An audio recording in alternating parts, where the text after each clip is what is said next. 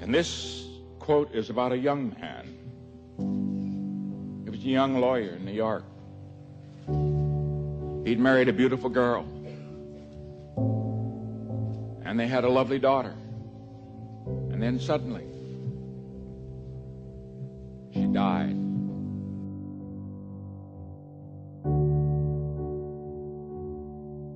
And this is what he wrote.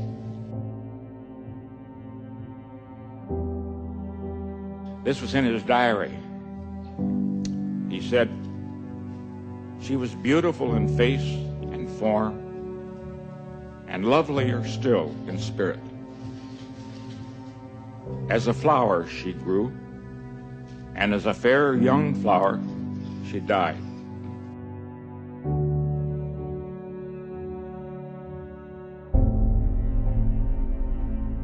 And when my heart's dearest died, the light went from my life forever."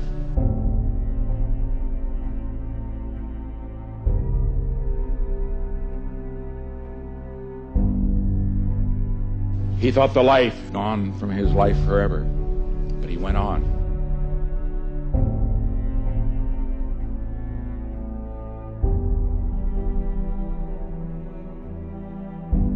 It's only a beginning, always.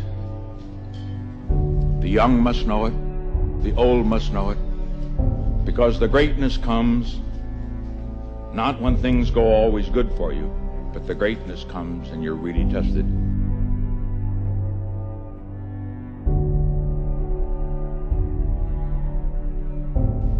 When you take some knocks, some disappointments, when sadness comes, because only if you've been in the deepest valley can you ever know how magnificent it is to be on the highest mountain.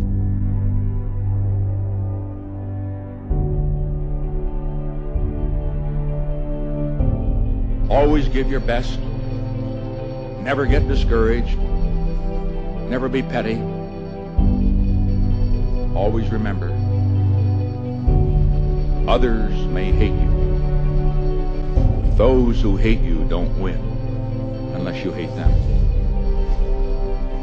And then you destroy yourself.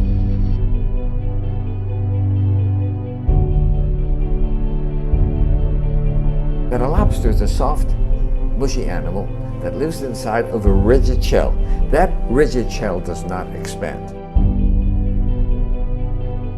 As the lobster grows, that shell becomes very confining, and the lobster feels itself under pressure and uncomfortable, casts off the shell and produces a new one. Well, eventually, that shell becomes very uncomfortable as it grows, and the lobster repeats this numerous times. The stimulus for the lobster to be able to grow is that it feels uncomfortable. Now, if lobsters had doctors, they would never grow, because as soon as the lobster feels uncomfortable, goes to the doctor, gets a Valium, gets a Percocet, feels fine, never gets off its shell. So we have to realize that times of stress are also times that are signals for growth. And if we use adversity properly, we can grow through adversity.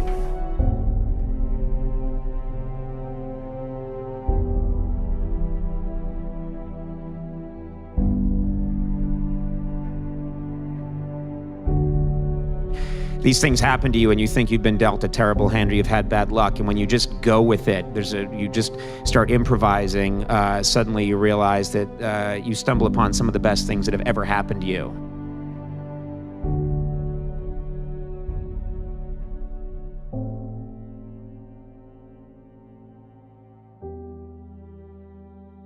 He thought the life gone from his life forever, but he went on.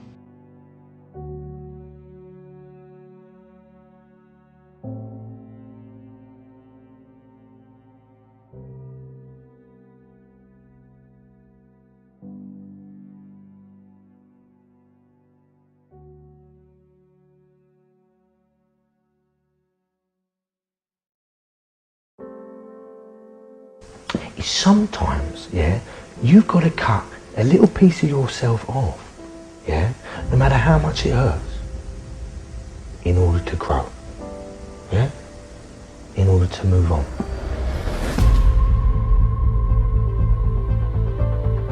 I read some words that I found extremely powerful that I've been carrying with me ever since. It is not the critic who counts, not the man who points out how the strong man stumbles, or where the doer of deeds could have done them better. The credit belongs to the man who is actually in the arena, whose face is marred by dust and sweat and blood, who strives valiantly, who errs, who comes short again and again, because there is no effort without error and shortcoming. But who does always actually strive to do the deeds, who knows great enthusiasms, the great devotions, who spends himself in a worthy cause, who at the best knows in the end the triumph of high achievement, and who at the worst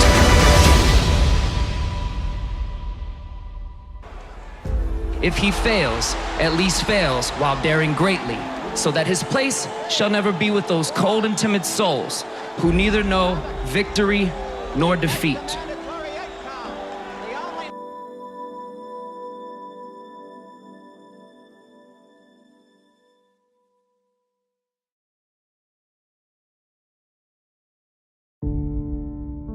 You will have good days and you'll have bad days, but you will always learn something more or something new, and you will learn more overall on bad days than good days.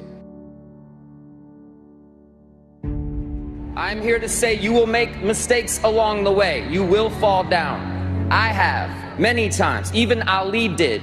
But what we do after that fall is how we make history, because impossible is nothing. These are words to remember when anyone tries to tell you to give up, tell you to give in, because whatever you're trying to do is impossible. The champ said this: impossible is just a word thrown around by small men who find it easier to live in the world they've been given than to explore the power they have to change it. Impossible is not a fact, it's an opinion.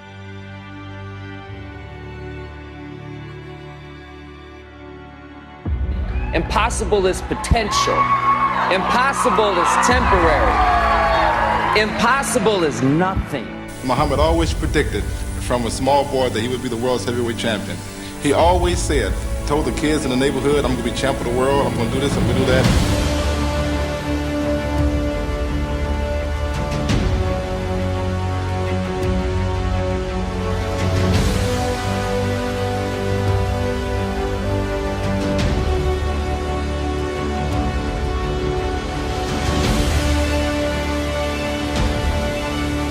Chicken Soup for the Soul was rejected by 144 publishers. 144 publishers said, we don't want to publish a collection of short stories.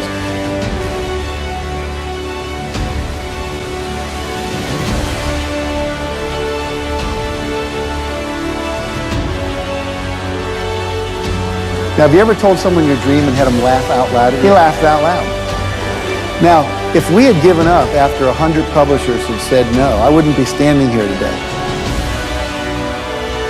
And so you've got to be willing to persevere. Because we didn't take no. See, when the world says no, you say next. I think the biggest disability that we have as human beings is unbelief.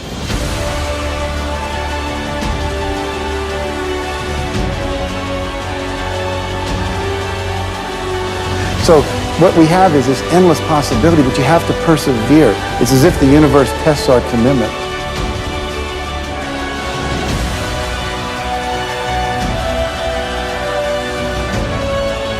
And so today we have 147 titles in print. We sold over 115 million copies. We're in 47 languages.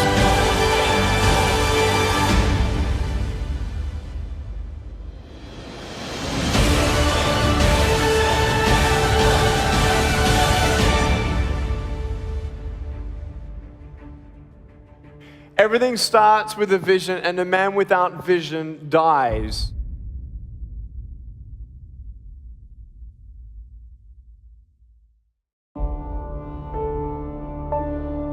A brass bell that hangs in the center of the compound for all the students to see. All you have to do to quit is ring the bell. Ring the bell, and you no longer have to wake up at 5 o'clock. Ring the bell, and you no longer have to be in the freezing cold swims. Ring the bell, and you no longer have to do the runs, the obstacle course, the PT, and you no longer have to endure the hardships of training. All you have to do is ring the bell to get out. If you want to change the world, don't ever, ever ring the bell. I have to shut it all out. The noise, it's loud. You have to cancel out the noise and remember that it's your thoughts that matter. I'm young, I'm handsome, I'm fast, I'm pretty, and can't possibly be beat. This is my moment for me.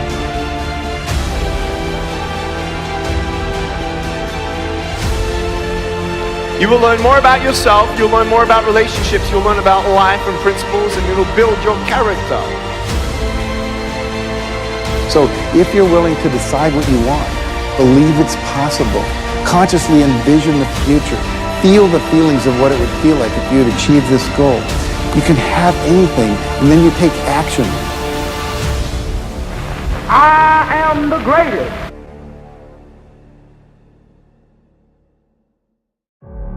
Even though I was having these troubles at home, and even though I had no job, no security, you know what I mean, or whatever, didn't know what I was doing. If it didn't happen, it didn't happen, but I still was able to feel like it was. Isn't it like a kid would use his imagination? I was basically just using my imagination.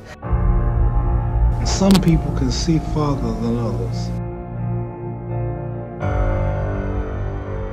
We all live in our own world of limitations. Some people can see farther than others.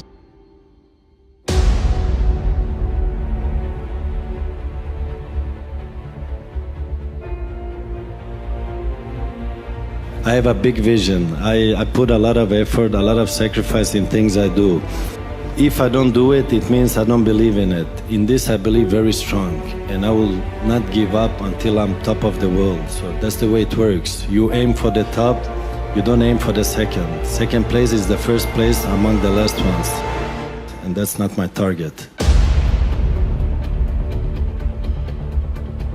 I try to do it almost every day. This is why I'm in a top level many years.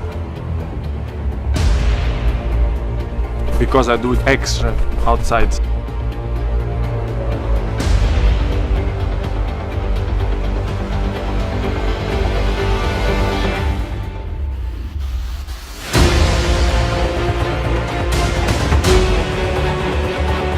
When I'm 12 years old, most of the people told me, Cristiano, you are a very good talent player, but you are very skinny, very slim. And I put it in my mind, the body we can improve. You can improve, go to gym, dedication and hard work, you can improve.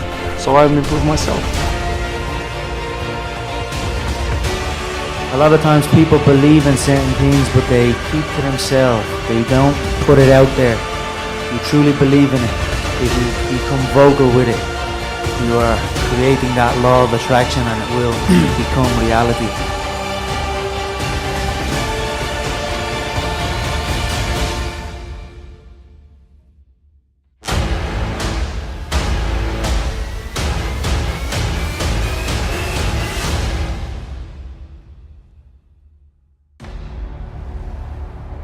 I want you to see yourself doing what you want to do, experiencing what you want to experience it.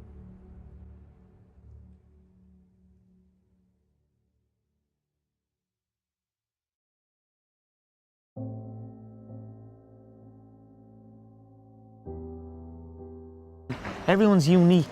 You know what I mean? You take, like Bruce Lee said, you take from everyone. and you use what is useful and you discard what is not, and you add what is uniquely your own. Having what you want to have, doing what it is that gives your life some meaning and value.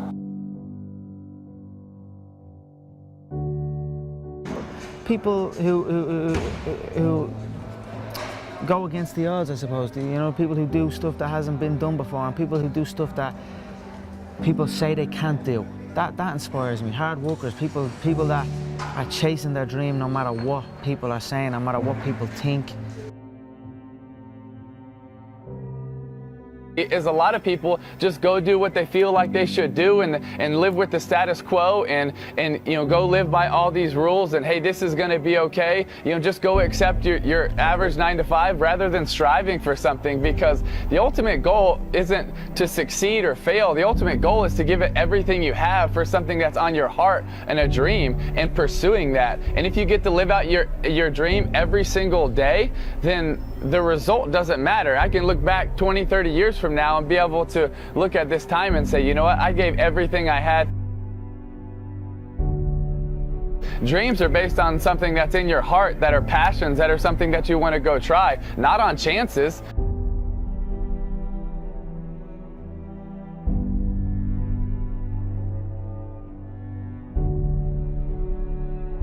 I've been on the end of many defeats in my life, and I've rose back, so I will not shy away from it.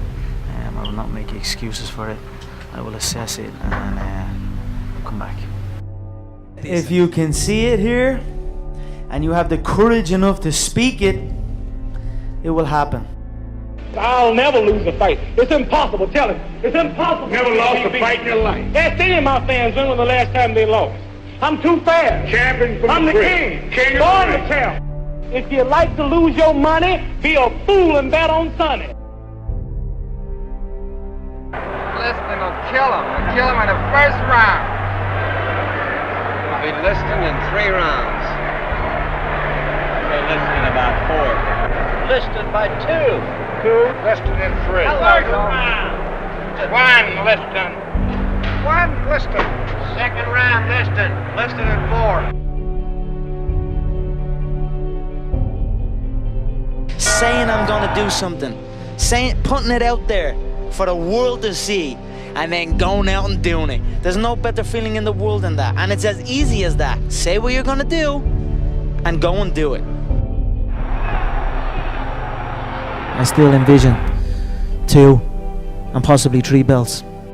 I'm going to go with Eddie Alvarez in the main event. Eddie? I don't see how Conor can beat a heart like that. I think Alvarez wins. I think Eddie has all the tools to get the job done. The notorious Conor McGregor!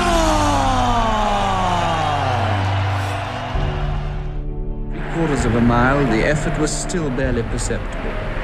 The time was 3 minutes, 0.7 seconds. A 4-minute mile was possible.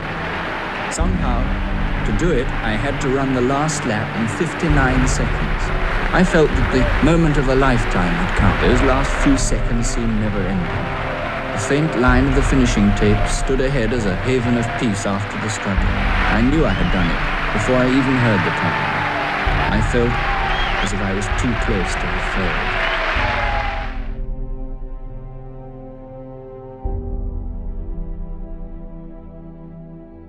And I remember thinking, if I can get through this, it may be as hard, but it's impossible for it to be hard. And I've had a lot of hard times since. He thought the life gone from his life forever, but he went on. When you take some knocks, some disappointments, when sadness comes, because only if you've been in the deepest valley can you ever know how magnificent it is to be on the highest mountain.